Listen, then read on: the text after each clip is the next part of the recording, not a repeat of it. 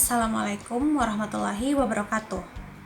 Baiklah, kami dari kelompok 3 akan membahas artikel yang berjudul efek dari keuangan dan non-keuangan atas motivasi kerja karyawan untuk berpartisipasi dalam penetapan target. Nah, untuk baiknya kita mengetahui dulu siapa sih anggota-anggota dari kelompok 3 ini. Nah, yang pertama yaitu Peldayanti, yang kedua yaitu Oftaviani, dan yang ketiga yaitu Nimade Musferatu Yaumidara Plagia. Nah, kerangka dari artikel ini yang pertama yaitu mengenai introduction. Jika dibandingkan dengan perspektif organisasi, penelitian ini berfokus pada perspektif karyawan, di mana kita melihat hubungan antara sistem pengukuran kinerja dengan perilaku yang dihasilkan. Studi terbaru menunjukkan bahwa pengukuran kinerja sistem mempengaruhi perilaku karyawan melalui campur tangan variabel seperti ambiguitas atau memiliki makna ganda. Kemudian keadilan prosedural dan umpan balik. Nah, studi ini berfokus pada peran motivasi karyawan untuk berpartisipasi dalam penetapan target pada hubungan antara tindakan kinerja dan kinerja tugas karyawan. Nah, penelitian terdahulu dia menyarankan bahwa untuk mengangkat isu yang berkaitan dengan berbagai aspek partisipasi karyawan seperti motivasi intrinsik dan motivasi ekstrinsik karyawan yang mana dapat mempengaruhi sikap atau perilaku dari kinerja karyawan. Nah, motivasi karyawan itu baik dari segi intrinsik maupun ekstrinsik itu saling terkait antara satu kegiatan dengan kegiatan lainnya. Nah, oleh karena itu motivasi ini sangat penting agar dapat melaksanakan tugasnya dengan baik. Meskipun dalam suatu perusahaan itu tugas itu bukanlah satu-satunya kegiatan, tapi banyak kegiatan perusahaan yang lainnya seperti kayak perilaku kewarganegaraan organisasi, motivasi karyawan untuk mematuhi norma-norma sosial, kemudian banyak hal lainnya. Dan sedangkan untuk penelitian ini motivasi karyawan itu kami fokuskan kepada atas berpartisipasi dalam penetapan target.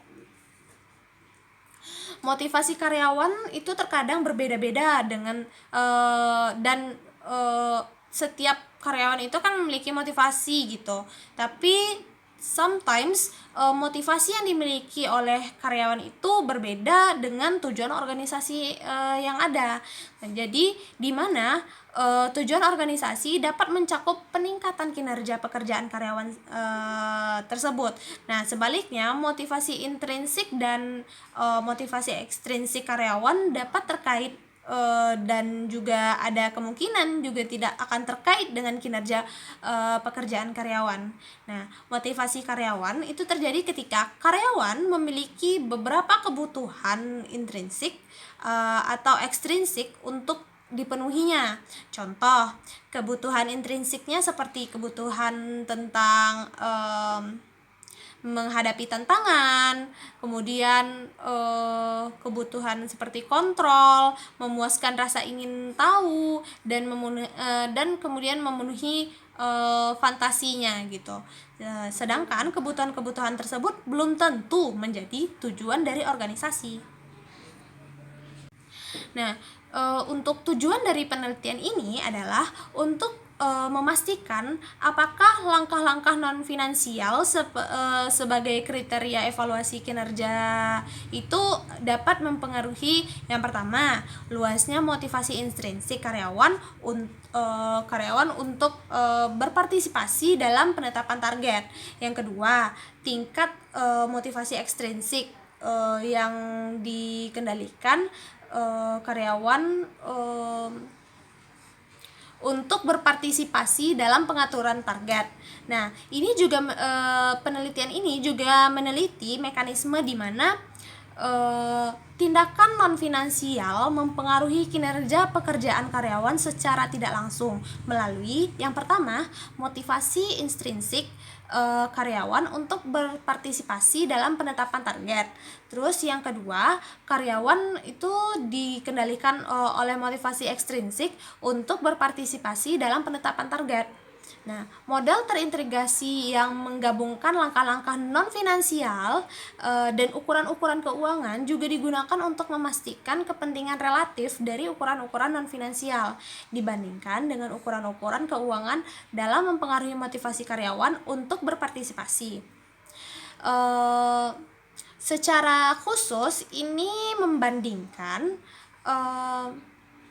kekuatan relatif dari langkah-langkah non-keuangan face-to-face, langkah-langkah keuangan dalam mempengaruhi hasil dari 3 karyawan, yaitu motivasi intrinsik untuk berpartisipasi, motivasi ekstrinsik terkontrol untuk berpartisipasi, dan kinerja pekerjaan. Ini membahas pertanyaan tentang apakah dan bagaimanakah langkah-langkah non-keuangan face-to-face dalam menimbulkan pengaruh positif pada karyawan, positif untuk berpartisipasi dalam penetapan target dan berakhir pada kinerja pekerjaan karyawan. Nah, motivasi intrinsik untuk berpartisipasi dalam penetapan target mengacu pada motivasi yang berasal dari diri karyawan sendiri untuk memenuhi kebutuhan intrinsik.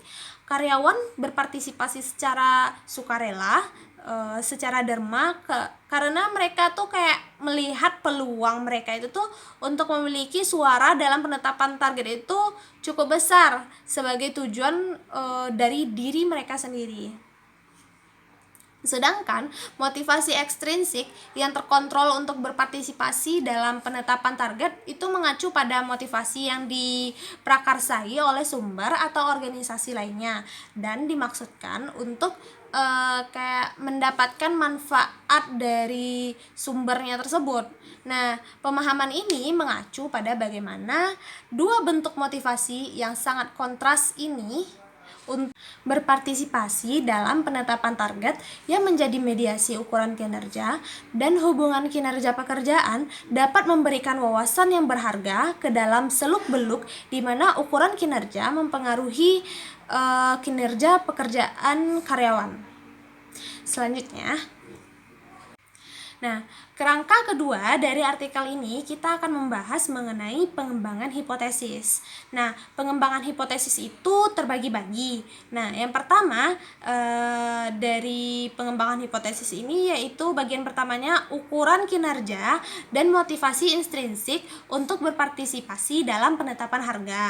Nah, ada beberapa teori untuk menjelaskan motivasi manusia seperti teori evaluasi kognitif, teori manajemen, teori kontrol, teori penentuan nasib sendiri, dan teori fokus regulasi. Nah, secara umum teori ini mengidentifikasi dua kategori yang berbeda, yaitu motivasi intrinsik dan motivasi ekstrinsik. Dalam penelitian ini, peneliti ini membedakan antara motivasi intrinsik untuk berpartisipasi dalam penetapan target dan motivasi ekstrinsik terkontrol untuk berpartisipasi dalam penetapan target. Nah, berdasarkan atributnya, ada atribut utama. Atribut utamanya itu tuh yang pertama yaitu sumber motivasi dan tujuan dari motivasi. Nah, berdasarkan jenis motivasinya ada 2 jenis motivasi, yaitu motivasi intrinsik untuk berpartisipasi dan motivasi ekstrinsik yang terkontrol untuk berpartisipasi. Nah, kedua kategori motivasi tersebut tidak saling eksklusif. Dengan kata lain, dalam beberapa situasi, seseorang karyawan dapat secara intrinsik termotivasi untuk berpartisipasi serta termotivasi untuk berpartisipasi secara ekstrinsik. Nah, sebaliknya, dalam situasi lain, seseorang karyawan bisa tidak termotivasi untuk berpartisipasi secara intrinsik dan juga tidak termotivasi untuk berpartisipasi. Nah, bagian ini berkaitan dengan motivasi intrinsik karyawan untuk berpartisipasi dalam penetapan target. dengan motivasi intrinsik untuk berpartisipasi, sumber motivasi berasal dari diri sendiri. Nah, mereka berpartisipasi karena mereka ingin dan bukan karena paksaan gitu, bukan ada dorongan dari orang lain, tetapi emang itu timbul dari diri mereka sendiri gitu. Karyawan dikatakan secara intrinsik termotivasi untuk berpartisipasi dalam penetapan target jika mereka berpartisipasi karena mereka menghargai partisipasi itu sendiri. Misalnya kayak mengalami perasaan pencapaian atau rasa kepuasan pribadi ketika mereka terlibat dalam partisipasi tersebut. Nah, kemudian apa motivasi karyawan secara intrinsik untuk berpartisipasi dalam penetapan target ini?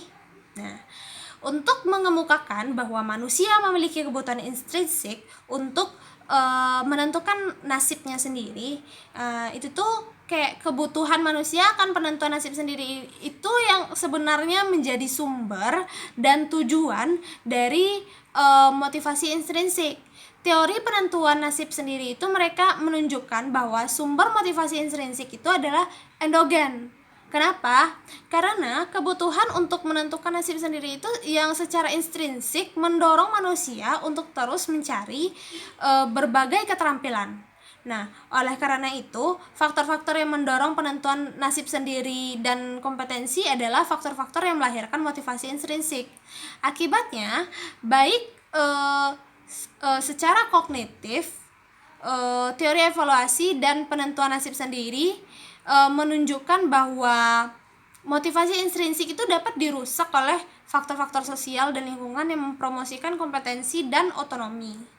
Sehingga teori motivasi menyarankan bahwa untuk motivasi intrinsik itu terjadi harus ada faktor-faktor seperti komunikasi, umpan balik, kemudian penghargaan. Nah, dan 3 faktor ini nih itu kayak menimbulkan yang pertama perasaan kompetensi selama tindakan, yang kedua perasaan otonomi di antara karyawan. Nah, penelitian ini berfokus pada penggunaan ukuran finansial dan penggunaan ukuran non finansial sebagai kriteria untuk mengevaluasi kinerja karyawan. Apakah penggunaan ukuran kinerja seperti itu yang keuangan dan non keuangan itu menimbulkan kompetensi dan otonomi yang dikaitkan dengan motivasi intrinsik karyawan untuk berpartisipasi dalam penetapan target. Ketika sebuah organisasi merancang dan menggunakan tindakan keuangan yang dapat diidentifikasi atau tindakan non-keuangan untuk mengevaluasi kinerja karyawannya, karyawan cenderung melihat bahwa kinerja mereka dievaluasi berdasarkan langkah-langkah yang dapat diidentifikasi. Penampilan tindakan, apakah tindakan keuangan seperti penjualan yang dianggarkan atau tindakan non-keuangan seperti tingkat pergantian karyawan memungkinkan karyawan untuk memahami bahwa ada kriteria yang dapat diidentifikasi berdasarkan kinerja mereka. Nah, kinerja seperti itu seperti tindakan dan target itu yang saling terkait dapat berfungsi sebagai sarana yang digunakan organisasi untuk mengkomunikasikan harapannya kepada karyawannya. Mereka juga cenderung berfungsi sebagai sarana yang digunakan organisasi untuk memberikan umpan balik kepada karyawannya. Teori penetapan tujuan juga mendukung proporsi bahwa penggunaan ukuran kinerja yang dapat diidentifikasi baik keuangan maupun non-keuangan dapat dikaitkan dengan motivasi intrinsik. Peneliti terdahulu yang bernama Latham, dia juga menunjukkan bahwa penetapan tujuan adalah di antara yang paling valid dan teori praktis tentang motivasi karyawan. Secara umum, teori tujuan itu menunjukkan bahwa kekhususan dalam tujuan meningkatkan motivasi. Nah, dalam sasarannya mengacu pada sejauh mana sih tujuan itu ada gitu. Oleh karena itu, diskusi ini menunjukkan bahwa keberadaan ukuran kinerja yang dapat diidentifikasi diinginkan dari perspektif individu. Karenanya, karyawan cenderung lebih termotivasi secara intrinsik untuk berpartisipasi dalam penetapan target situasi di mana ukuran kinerja yang dapat diidentifikasi itu dapat diandalkan untuk sebagian besar dibandingkan dalam situasi di mana ukuran kinerja yang dapat diidentifikasi itu bergantung pada tingkat yang rendah. Nah, jenis sasaran apakah finansial atau non finansial itu mungkin kurang penting. Dengan kata lain, karyawan yang kinerjanya dievaluasi sebagian besar berdasarkan pada keuangan yang dapat diidentifikasi, tindakan itu cenderung lebih termotivasi secara intrinsik untuk berpartisipasi dalam penetapan target dibandingkan dengan karyawan yang kinerjanya dievaluasi sebagian besar berdasarkan pada sedikit atau bahkan tidak ada ukuran kinerja keuangan yang dapat diidentifikasi. Demikian pula seperti kayak karyawan yang kinerjanya dievaluasi sebagian besar berdasarkan pada langkah-langkah non finansial yang dapat diidentifikasi lebih termotivasi secara intrinsik untuk berpartisipasi dalam penetapan target dibandingkan dengan karyawan yang kinerjanya dievaluasi sebagian besar berdasarkan pada sedikit atau tidak ada ukuran kinerja non keuangan yang dapat diidentifikasi. Singkatnya, terlepas dari apakah tujuan dalam bentuk kriteria evaluasi kinerja itu dinyatakan sebagai ukuran finansial atau non finansial, kehadiran langkah-langkah kinerja yang dapat diidentifikasi tersebut dan tujuan pribadi motivasi karyawan secara intrinsik untuk berpartisipasi dalam penetapan target yang lebih, sedikit, atau bahkan tidak ada sama sekali. Nah, berdasarkan hal ini muncullah hipotesis. Nah, hipotesis yang pertama yaitu sejauh mana langkah-langkah non-finansial yang dapat diidentifikasi digunakan dalam evaluasi kinerja karyawan. Apakah dia itu adalah positif terkait dengan motivasi intrinsik karyawan untuk berpartisipasi dalam penetapan target. Nah, yang kedua yaitu sejauh mana ukuran finansial yang dapat diidentifikasi digunakan dalam evaluasi kinerja karyawan berhubungan positif dengan motivasi intrinsik karyawan untuk berpartisipasi dalam penetapan target. Nah, bismillahirrahmanirrahim. Selanjutnya yaitu adalah masuk ke poin 2.2 yaitu performance measure and controlled extrinsic motivation to participate in target setting, atau itu merupakan suatu ukuran kinerja dan motivasi ekstrinsik yang terkontrol untuk berpartisipasi dalam penetapan target. Nah, jadi motivasi ekstrinsik ini atau extrinsic motivation ini yang membedakan dengan motivasi intrinsik itu adalah terletak di dalam dua hal.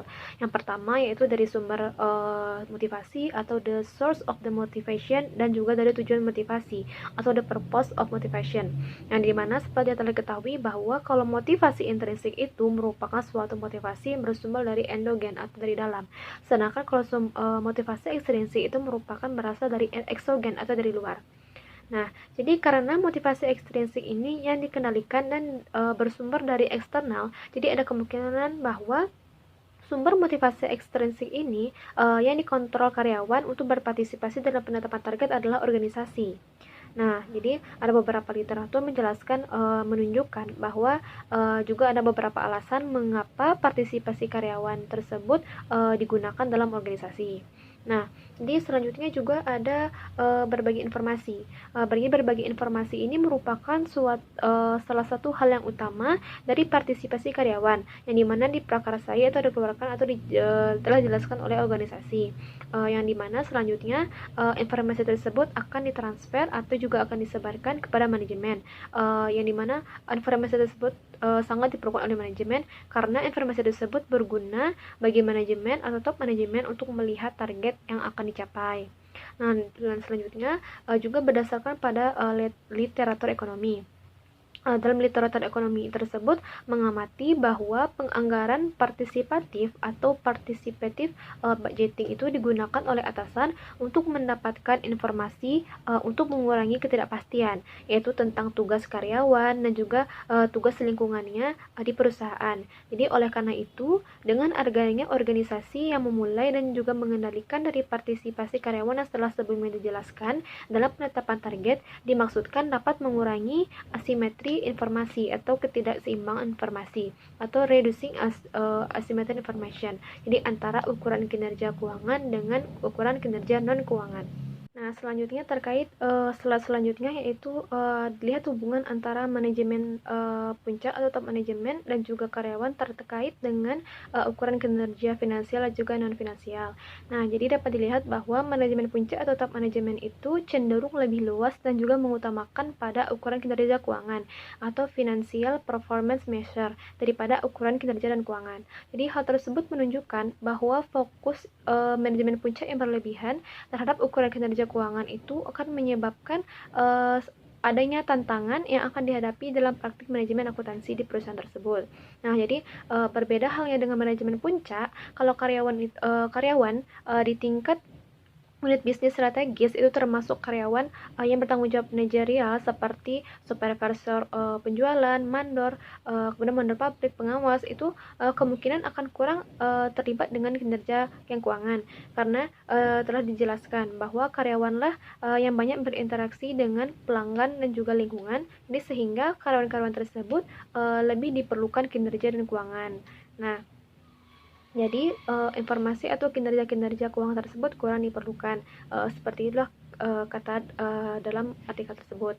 Nah, jadi oleh karena itu masuk akal dan juga dapat dan berkesimpulan bahwa manajemen puncak kurang memiliki pengetahuan terkait dengan ukuran kinerja dan keuangan dibandingkan dengan karyawan di tingkat operasi, sehingga dengan adanya hal tersebut menimbulkan suatu asimetri atau ketimpangan dalam informasi cenderung yang tinggi. Jadi seperti yang telah dibahas sebelumnya, bahwa ketika informasi atau asimetri informasi tersebut tinggi, maka perusahaan tersebut cenderung akan mengambil keputusan terkait dengan partisipasi, yaitu mengumpulkan informasi secara pribadi dari bawahan mereka secara paksa dilakukan.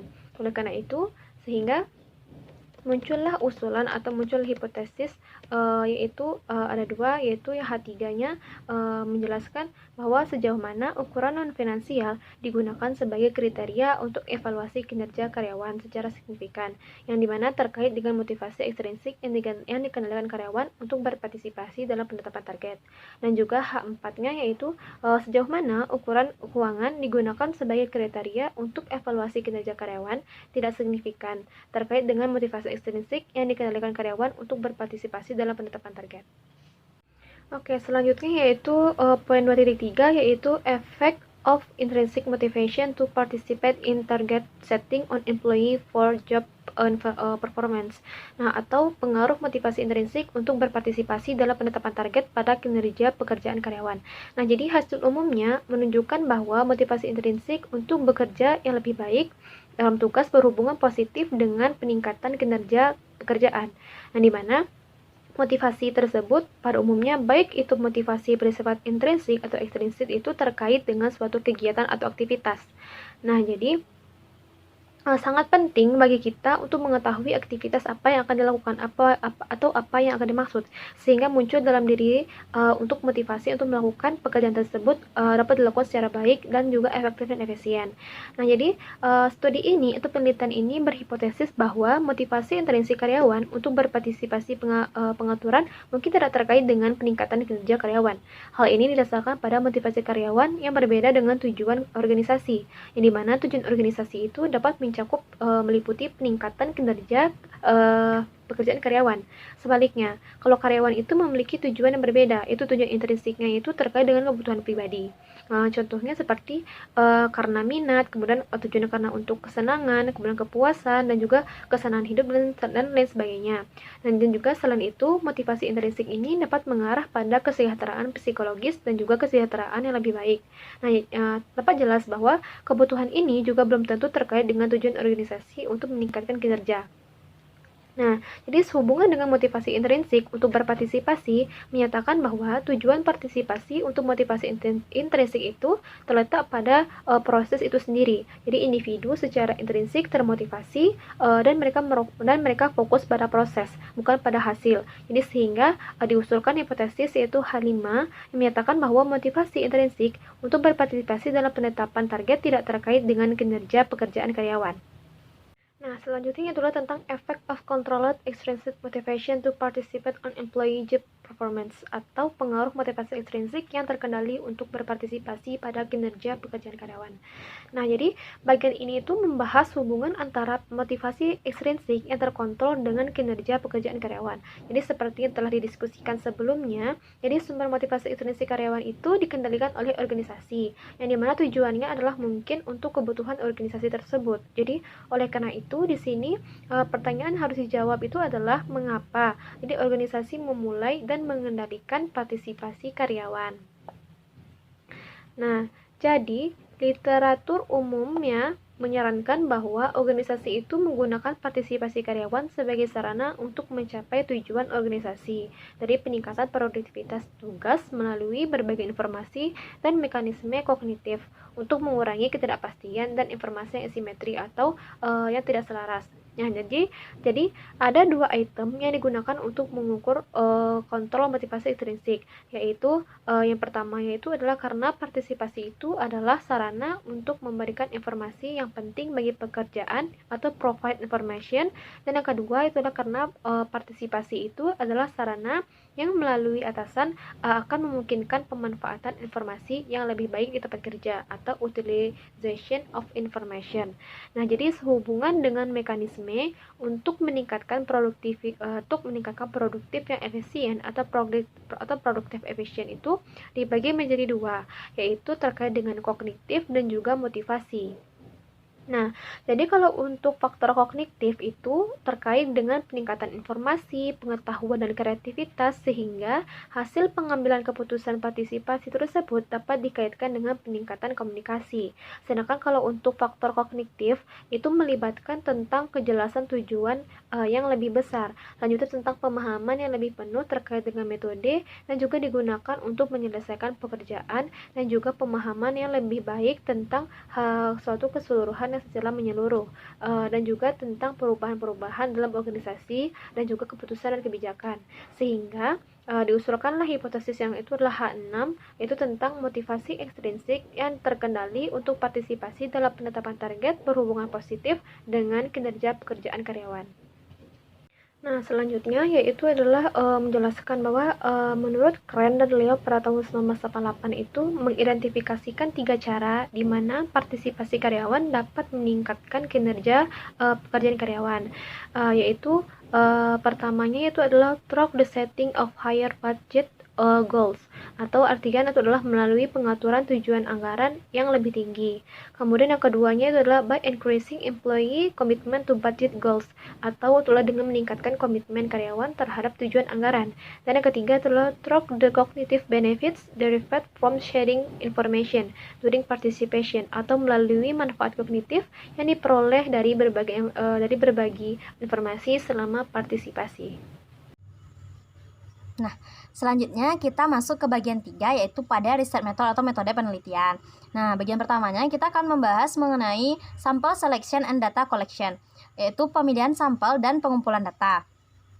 Nah, di sini dapat kita lihat bahwasannya sebagaimana dibahas sebelumnya, penelitian ini diarahkan kepada karyawan di tingkat operasional, di tingkat operasional bagian depan pabrik atau selain dari manajemen puncak. Nah, karena kuesionernya survei ini harus dijawab oleh karyawan di tingkat operasional atau sebagai lawan dari manajemen puncak, maka untuk penelitian ini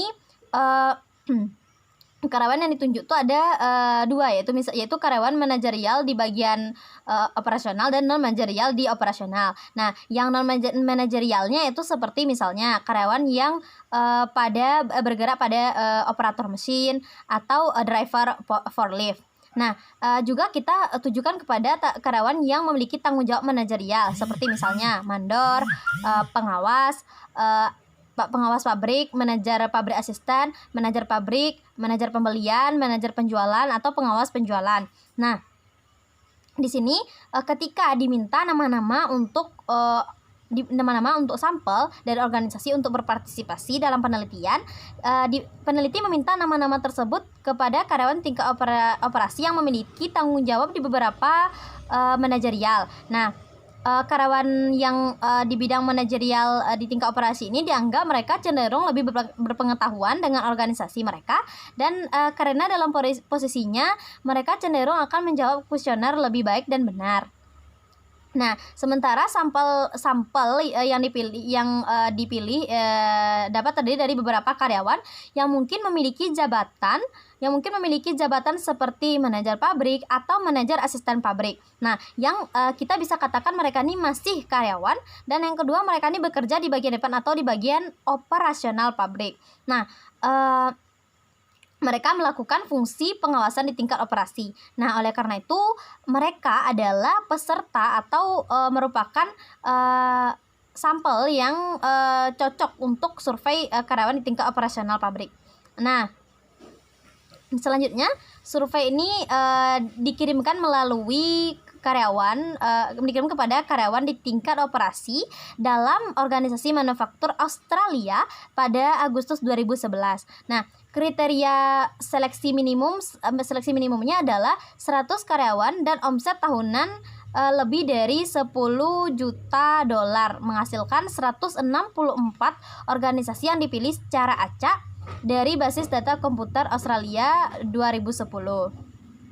164 organisasi yang dipilih secara acak dari basis data komputer Australia 2010. Nah, kita masuk ke dalam measurement of variable.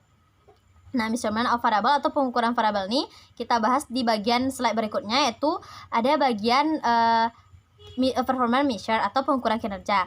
Nah, langkah-langkah dalam pengukuran financial maupun non-financial ini kita ukur dengan menggunakan 9 item atau 9 instrumen yang dikembangkan dan digunakan oleh Lau dan Moser pada 2008. Nah, pertanyaannya, ketika atasan Anda mengevaluasi kinerja Anda, ini contohnya ya, seberapa penting menurut Anda dia melekat pada item-item berikut. Nah, misalnya peserta menanggapi dengan skala Likert. Ada 7 poin, mulai dari 1-nya tidak pernah penting hingga 7 selalu penting. Nah, item financial non keuangan yang berasal dari pembelajaran dan pertumbuhan nah ini diambil dari perspektif balance scorecard dan cenderung umum berlaku untuk manajer departemen dalam organisasi apapun. Atkinson 2006 mencatat pentingnya dimensi pembelajaran dan pertumbuhan kinerja sebagai kekuatan pendorongan di belakang balance scorecard. Nah, langsung saja kita masuk ke dalam 5 langkah-langkah non-financial dalam tingkat kepuasan. Yang pertama yaitu karyawan di departemen saya. Yang kedua, jumlah karyawan yang dilatih di departemen saya. Yang ketiga, tingkat turnover karyawan di departemen saya. Yang keempat, jumlah inovasi yang dikembangkan oleh departemen saya. Dan yang terakhir, adopsi teknologi baru oleh departemen saya. Nah, untuk langkah-langkah finansialnya apa? Yaitu item finansialnya yang pertama, kemampuan saya untuk memenuhi anggaran saya. Yang kedua, kemampuan saya untuk menghindari variasi anggaran yang tidak menguntungkan. Dan yang ketiga, kemampuan saya untuk memenuhi biaya atau biaya penjualan yang dianggarkan lebih baik. Nah, yang terakhir, kemampuan saya untuk mencapai pengurangan biaya yang dianggarkan atau pertumbuhan penjualan yang dianggarkan. Nah, itu pengukuran financial maupun non-financial yang digunakan dalam penelitian ini.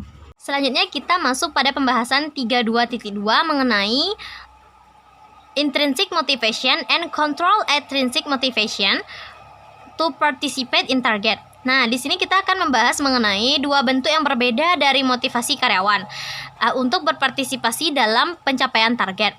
Dinilai menggunakan instrumen yang dikembangkan oleh Wong On, Wing et al. 2010 dan di mana argumen yang dirasakan terlibat dalam motivasi ini, yaitu ada dua, yaitu ada intrinsik dan ekstrinsik.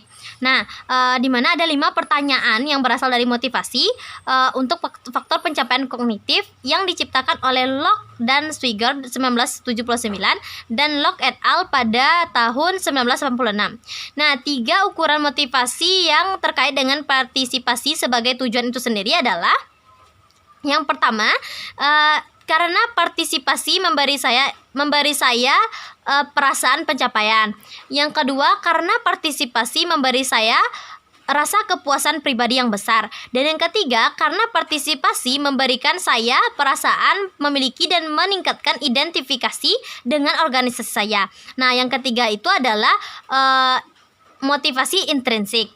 Nah, selanjutnya di bawah motivasi ekstrinsik yang terkendali, partisipasi terjadi sebagai sarana bagi peserta untuk memberikan informasi dan bagi atasan untuk memanfaatkan informasi dengan lebih baik. Nah, di mana untuk yang ekstrinsik ini ada 2 item yang kita gunakan. 2 item yang penting, yaitu yang pertama adalah karena partisipasi dalam penetapan target adalah sarana bagi saya untuk memberikan informasi yang penting bagi pekerjaan saya. Dan yang kedua, karena partisipasi dalam penetapan target adalah sarana di mana atasan saya memungkinkan pemanfaatan informasi yang lebih baik dari pekerjaan. Jadi yang pertama untuk si pekerja sendiri, yang kedua untuk atasan. Nah, itu faktor alasan ekstrinsiknya. Nah, di sini seperti yang sebelumnya, tanggapan diukur pada skala Likert ada 7 poin, dimulai dari 1 sangat setuju hingga 7 sangat dari 1 maksudnya sangat tidak setuju dan 7-nya sangat setuju. Jadi 1 sangat setuju, sangat tidak setuju, dan 7 sangat setuju. Kita akan membahas mengenai managerial performance pada 32.3. Nah, kinerja karyawan diukur dengan menggunakan self rating. Nah, ini adalah ukuran kinerja yang diterima secara luas. Nah, instrumen ini mampu menangkap sifat multidimensi kinerja sekaligus membatasi dimensi yang berlebihan. Nah, selanjutnya ada 8 indikasi kinerja yang diselidiki. Yang pertama ada perencanaan, selanjutnya investigasi, koordinasi, evaluasi, pengawasan, staf, dan negosiasi serta representasi. Nah, item ke-9 adalah ukuran kinerja secara keseluruhan. Nah, jika pada skala Likert ada 7 poin tadi, jika mereka mencapai angka 7, maka skor yang lebih tinggi menunjukkan kinerja yang lebih tinggi. Nah, 8 subdimensi kinerja serta item kinerja keseluruhan digunakan untuk mengukur kinerja karyawan. Nah, statistik deskriptif untuk semua item konstruksi disajikan pada tabel 1, di mana di tabel yang telah disediakan di artikel yang sudah dibagikan sebelumnya. Silahkan dilihat di artikel tersebut. Nah, keandalan dan validitas timbangan diperiksa dalam model PLS atau partial least square. Selanjutnya kita masuk ke dalam berikutnya slide result atau hasil. Nah, seperti yang sudah kita bahas sedikit sebelumnya, yaitu penelitian ini menggunakan permodelan persamaan struktural PLS atau partial least square. Nah, di mana sebenarnya basis dalam permodelannya ada 2. Ada CBS-EM sama PLS. Nah, CBS-EM ini dia berbasis covariance, sementara PLS dia berbasis variance. Nah, kenapa dalam penelitian ini melakukan permodelan PLS? PLS ini merupakan permodelan yang banyak digunakan oleh peneliti akuntansi manajemen. Nah, PLS ini juga memungkinkan perhitungan aljabar tak terbatas. PLS ini dapat digunakan untuk memperkirakan model ketika sampelnya yang kita pilih itu kecil. Nah, PLS juga sangat kompleks sehingga tidak mengarah langsung kepada masalah estimasi. Nah, kalau seandainya kita mau menggunakan CBS-EM, CBS-EM ini dia ada dalam peneliti lain menyarankan bahwasannya sampel yang digunakan itu minimal terdiri dari 200 sampel. Nah, jadi dapat kita simpulkan bahwasannya kita dalam penelitian ini menggunakan permodelan PLS, di mana permodelan yang dapat mewakili alternatif metodologis yang masuk akal dalam pengujian teori. Oleh karena itu, pengujian hipotesis untuk penelitian kami digunakan dengan cara metode partial least square atau PLS. Nah, selanjutnya kita masuk pada 4.1 yaitu measurement model atau model pengukuran. Nah, PLS menggunakan model pengukuran dan model struktural. Nah, model pengukuran menjelaskan hubungan antara item yang diamati dari variabel laten. Model struktural menilai hubungan antara konstruk laten, sementara model pengukuran dan struktural diperkirakan secara bersamaan dalam PLS. Nah, interpretasi dua langkah model ini pertama-tama dinilai dengan menganalisis reliabilitas item individu, reliabilitas konstruk, dan validitas konvergen, dan berbeda untuk semua konstruk. Nah, hal ini memastikan bahwa semua langkah-langkah konstruksi yang handal dan valid sebelum menilai sifat hubungan antara konstruk. Nah, dengan model pengukuran, reliabilitas item individual yang memadai terjadi ketika setiap item memiliki loading faktor. Nah, jadi faktornya itu lebih dari 0,6. Nah, jadi jika rendah maka kekuatan penjelas model sementara berpotensi membiaskan estimasi. Nah, jika rendah dari itu maka dia akan membiaskan estimasi parameter yang menghubungkan konstruksi. Nah, kedua koefisien konvergen validitas adalah ketika variabel laten mampu menjelaskan setengah atau lebih dari indikator mereka. Nah, varians ini terjadi agar ini terjadi, aturan praktis yang disarankan dari rata-rata varians di ekstraksi EVI dari setiap konstruk harus 0,5 atau di atas 0,5. Nah, jadi semuanya itu harus di atas, EVA-nya itu harus di atas 0,5. Nah, akibatnya dalam menganalisis keandalan masing-masing item penelitian, maka PEV2 dan PEV4 dijatuhkan untuk diturunkan untuk meningkatkan setiap pemuatan faktor item individual ke atas 0,6. Jadi untuk meningkatkan semua faktor itu menjadi 0,6 untuk meningkatkan FVI dari konstruk menjadi 0,5 atau di atas 0,5. Nah, jika teman-teman bisa sebenarnya melihat pada tabel 2 ya. Di tabel 2 di artikel yang sudah diberikan oleh Ibu kepada kita semua, kita bisa melihat pada tabel 2 ini semua hasil pada tabel 2 ini adalah rata-rata di atas 0,5 untuk EVI-nya. Nah, teman-teman bisa melihat sendiri pada tabel artikel menunjukkan angka EVI lebih dari 0,5. Nah, boleh saya akan memperlihatkan tabel ini kepada teman-teman.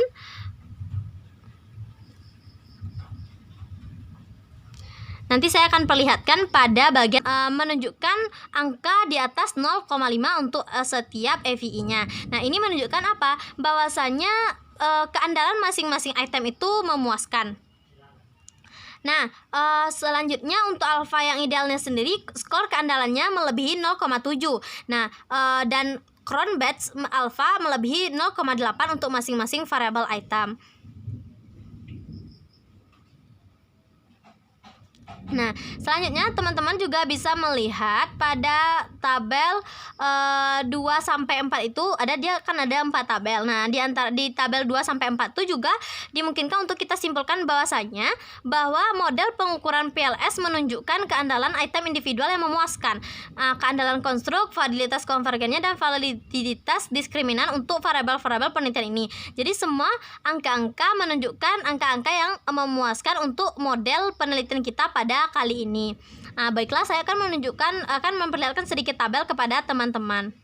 Kita lihat bersama, di sini ada tabel EVI-nya itu lebih dari 0,5 atau di atas 0,5 semua. Dan teman-teman juga bisa melihat Cronbach's alpha sama composite reliability-nya itu lebih dari 0,7. Berarti itu menandakan bahwasanya permodelan kita kali ini adalah menghasilkan angka yang bagus. Nah, selanjutnya teman-teman juga bisa melihat di sini pada tabel 3 semua angka juga menunjukkan angka yang bagus dan untuk permodelan kita. Nah, kita akan ulas sedikit saja. Di tabel 4 juga angkanya bagus untuk dalam penelitian kita baik 2NF, VIN, IM, CIM maupun VEV-nya. Nah, teman-teman bisa melihat angkanya di tabel yang telah diberikan oleh Ibu. Selanjutnya di 4.2 kita akan membahas mengenai strukturan modal. Nah, di dalam strukturan modal ini dia menggunakan yang namanya pengukuran R atau R gitu ya, R kuadrat. Nah, di sini seperti tabel yang sebelumnya kita kaitkan dengan hipotesis 3. Dia mendukung hipotesis 3 itu karenanya didukung sehubungan dengan hipotesis 4 juga. Jadi tadi hipotesis 3 kan menunjukkan bahwasanya langkah-langkah finansial dan motivasi dikendalikan oleh ekstrinsik untuk berpartisipasi dalam pencapaian target. Itu positif dan sangat signifikan. Nah, pada hipotesis 3 dan didukung sehubungan dengan hipotesis 4 yang menyatakan bahwa sejauh mana langkah-langkah finansial keuangan digunakan sebagai kriteria untuk mengukur kinerja karyawan. Nah, ternyata setelah kita telah lagi kita lihat hasilnya, di sini dia menghasilkan bahwasannya menunjukkan bahwasannya bahwa efek dari tindakan finansial terhadap kinerja karyawan yang sebagian tidak langsung melalui motivasi ekstrinsik dikendalikan untuk berpartisipasi dalam penetapan target. Nah, jadi secara keseluruhan menghasilkan hasil yang bahwa motivasi ekstrinsik itu dikendalikan untuk berpartisipasi dalam penetapan target. Nah, hasil ini konsisten dengan hipotesis 3 yang menunjukkan bahwa non-financial tindakan non-financial yang berkaitan dengan motivasi ekstrinsik dikendalikan untuk berpartisipasi dalam pengaturan sasaran. Nah, yang kedua ada pada hipotesis 6 menyatakan bahwa motivasi ekstrinsik dikendalikan untuk berpartisipasi dalam penetapan target untuk penetapan target. Nah, dikaitkan dengan kinerja pekerjaan. Nah, jadi secara keseluruhan itu hasilnya konsisten dan signifikan untuk hipotesis 3 dan 6. Sampai nih guys, kita pada hal-hal yang paling ditunggu nih kayaknya, pada pembahasan conclusion. Nah, conclusion atau kesimpulan pada penelitian kali ini aku percepat aja deh ya, karena udah bosan kayaknya. Mudah-mudahan nggak bosan deh. Nah, studi ini kan sebelumnya kita mengkaji mengenai hubungan antara ukuran kinerja finansial dan non-financial dan intrinsik karyawan, dan dikendalikan motivasi intrinsik juga untuk berpartisipasi dalam penetapan target. Nah, dimana kita melihat bagaimana dua bentuk motivasi ini, intrinsik sama ekstrinsik ini pada mempengaruhi kinerja pekerjaan karyawan. Nah, tanggapan survei dari 149 manajer tingkat menengah digunakan, dan dalam menganalisis data kita menggunakan permodelan PLS atau Partial Least Square. Nah, hasil penelitian menunjukkan bahwa sehubungan dengan motivasi intrinsik karyawan untuk berpartisipasi dalam penetapan target non-finansial keuangan dan finansial yang baik secara positif dan signifikan terkait dengan motivasi intrinsik untuk berpartisipasi dalam penetapan target. Nah, sebaliknya motivasi intrinsik dikendalikan untuk berpartisipasi dalam pengaturan sasaran. Hasilnya menunjukkan bahwa hanya langkah-langkah non finansial yang positif signifikan. Nah, berhubungan dengan motivasi ekstrinsik. Jadi hanya yang kalau pada non financial dan financial yang positifnya itu pada intrinsik ternyata. Sementara kalau pada non financialnya yang ekstrinsik yang signifikan. Nah, jadi dapat kita lihat berkenaan dengan efek dari kedua bentuk motivasi ini, hasil menunjukkan bahwa yang dikontrol motivasi ekstrinsik, pengaturan target positif dan signifikan terkait dengan kinerja pekerjaan. Nah, motivasi intrinsik untuk berpartisipasi dalam pengaturan target tidak signifikan terkait dengan kinerja pekerjaan. Nah, akhirnya hasilnya juga menunjukkan bahwa efek dari langkah-langkah non finansial pada kinerja pekerjaan yang sebagian dimediasi oleh motivasi ekstrinsik dikendalikan untuk berpartisipasi dalam penetapan target. Nah, hasil ini menyarankan kesimpulan berikut. Jadi pertama, peneliti menyarankan bahwa motivasi karyawan secara intrinsik untuk berpartisipasi dalam penetapan target mungkin dipengaruhi dengan signifikan sejauh ketika organisasi bergantung pada identifikasi ukuran kinerja. Nah, sebagai kriteria untuk mengevaluasi kedua, kita dapat menunjukkan bahwa kehadiran atau kespesifikan identifikasi pengukuran kinerja mampu dan tujuan memberikan tujuan yang lebih menarik bagi karyawan daripada ketika tidak ada identifikasi tindakan atau tujuan yang bisa sama sekali atau mereka lakukan hal yang terbaik. Nah, karena mereka mempromosikan komunikasi, umpan balik, dan berfungsi sebagai dasar untuk evaluasi kinerja dan penghargaan, sehingga kita harus berikan identifikasi pengukuran kinerja bagi mereka. Nah, selanjutnya dengan dikendalikannya motivasi ekstrinsi untuk berpartisipasi, tampak bahwa bentuk motivasi ada hanya ketika tindakan non finansial digunakan, seperti temuan yang konsisten dengan harapan seperti hal yang diharapkan pada penelitian ini. Karena motivasi ekstrinsi yang terkendali untuk berpartisipasi dimulai secara eksternal dan tidak otonom. Ia harus melayani tujuan orang lain dan bukan karyawan. Dan dalam pengaturan organisasi dikendalikan motivasi ekstensi untuk berpartisipasi dalam penetapan target. Kemungkinan target akan diprakarsai atau oleh manajemen puncak atau keuntungan dari manajemen puncak sendiri. So, kita dapat melihat hasil dari penelitian ini bahwasanya motivasi karyawan akan secara ekstrinsik motivasi akan terkendali melalui eksternal dan tindakan keuangan yang digunakan. Nah, mungkin hanya itu yang dapat kami sampaikan. Semoga teman-teman semua dapat mengerti. Cukup sekian dari kami. Terima kasih. See you.